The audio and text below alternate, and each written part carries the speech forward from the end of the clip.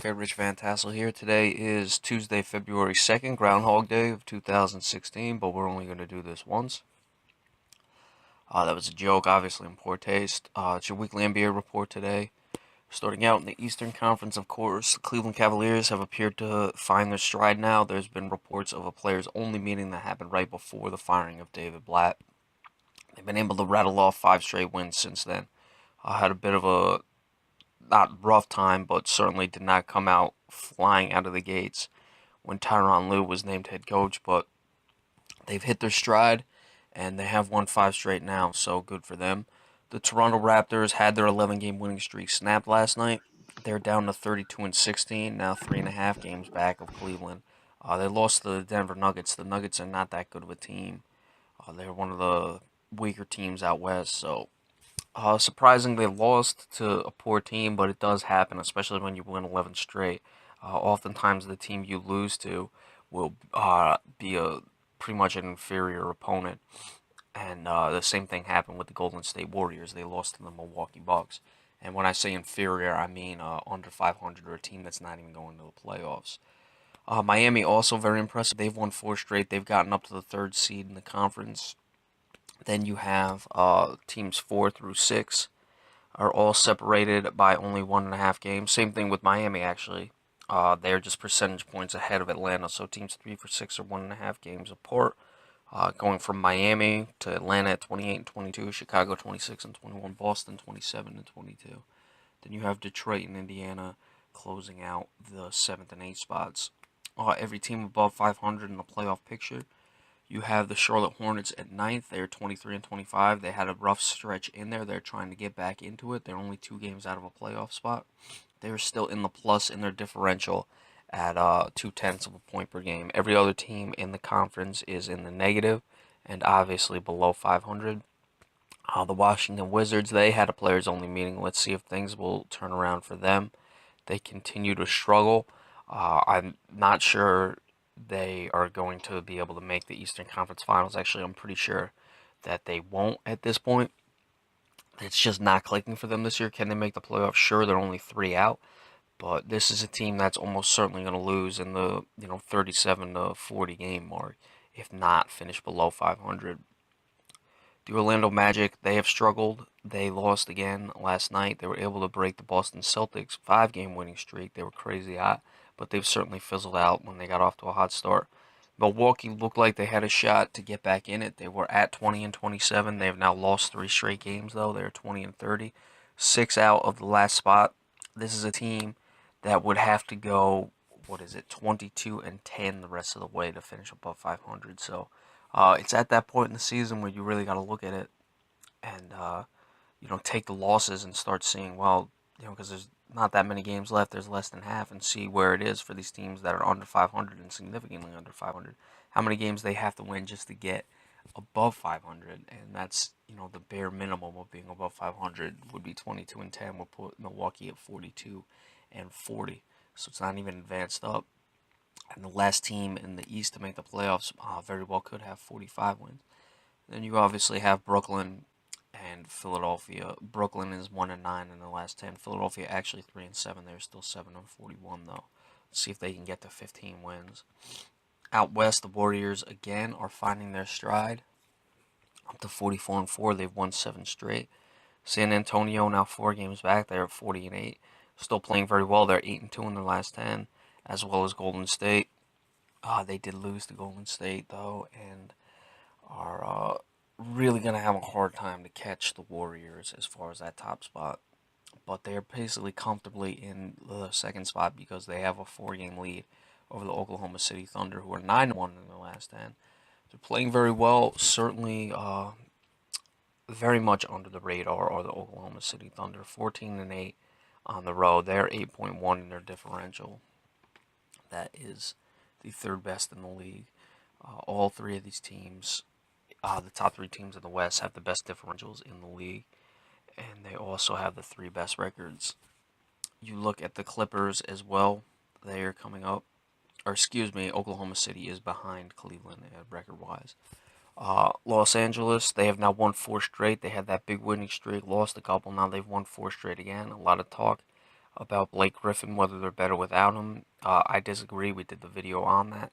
But certainly you can start to make the case because of the way they're playing. But I just think that the team finally found it and started to get right. This is a very talented team that has championship aspirations. And coming into the new year, I believe they started to play much better. Memphis Grizzlies, again, won last night. They beat New Orleans by 15. They've won 4 straight. They're now 29-20. 3.5 games behind Los Angeles for what would be home court advantage in that first round. You look at it, those two teams are very much looking like they're on a collision course for a first round matchup. Certainly, they have some history in the playoffs, so Memphis continues to quietly climb the ranks, and we've talked about how professional this team is. They're certainly not going to be an easy out in the playoffs. So it's very interesting to see what Memphis is doing now. They're still in the negative in their differential, negative 1.3 points per game. Like to see them crawl out of that, as well as if you're a Memphis fan, obviously get to the fourth spot so you have home court advantage in the first round. Dallas, 6, um, still right about even in the differential, minus 4/10 of a point. So they've got off to a very hot start. Not a very hot start, but certainly hotter than you would have expected this year. They're basically fizzling right around 500. They're 5-5 in their last 10, and I believe they're probably somewhere in about the 15 out of 15 in the last 30. I didn't really check it, but they've been right about 5 games above 500 for the last couple of reports I've been doing. Houston, we thought they would have it. Again, they were 25-22. It appeared they had turned it around. Boom, there they go and lose 3 straight. They are just all over the map this season. Again, this is a team that you look at, let's just say to get to 45 wins, they would have to go 20-12 the rest of the way, and they have shown no consistency. They cannot gain any traction. I think a lot has to do with firing Kevin McHale. Yes, you didn't get out off to the best start, but I think you would have had consistency by now. And you're seeing the inconsistency with a new coach and a team that, with the talent they have, is able to play well. But obviously, this is why they go on losing streaks, because as good as they're able to play at points, when you have a new coach and you're trying to develop a new system, especially in the not the middle of the season because they fired Kevin McHale very early, but still in the process of the season, you're going to struggle, and this is what's going to happen. I mean, it would have happened had they brought in a new coach just before the season. So you got to wonder what's going on in Houston, and will they ever be able to figure it out? Should they make the playoffs, they'd still be a dangerous team with that talent. But you'd like to see this team develop a lot more consistency, and they just can't do it. And last week I thought they had it, and then boom, this week they lose all 3 of their games. So you just have got to wonder about this Houston Rockets team. Portland Trailblazers on a 4-game winning streak. They are up to 23-26. They are only minus 2/10 of a point in their differential, 8-2 in their last 10. Let's see if they can get above 500 and hold on to that last not wild card. This isn't the NFL, but hold on to that last spot in the playoffs. Utah, 22-25. They're percentage points behind Portland. That is, they are plus 1.2 points in their differential. Sacramento had a 4-game losing streak. They were able to get a win last night. They are 1.5 games out of that last spot, and minus 1.4 in their differential. So they had that 4-game losing streak. Let's see if they can develop and get things back. Sometimes the 4-game losing streaks just happened. It looked like this team had finally found themselves this year, but obviously that's going to have to wait. Then you start to tail off. You got the Denver Nuggets. They're 19-30. Along with New Orleans, who's 18-29. Those teams are 4-game out of the final spot. I would give New Orleans the best shot.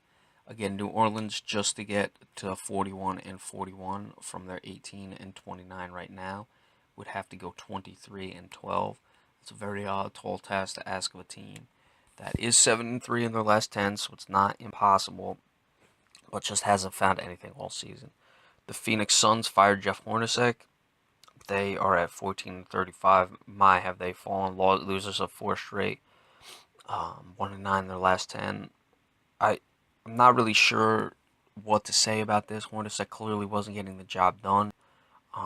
They traded. I mean, he started out 48-34. You trade guys like Goran Dragic, though, your best player. You've had the difficulties with the Morris twins. The personnel certainly has a lot to do with this. This isn't a situation where I would say, oh, I'm completely stunned you fired the head coach, and it might not have been the worst move, as we've seen in other areas. David Blatt, and I'm not even saying that's the worst move because that team is winning, but when you look at David Blatt, certainly this team was playing very well and they held the players only meeting. There's no way to say that he couldn't have been part of this turnaround that they've had. But Hornacek clearly not getting the job done.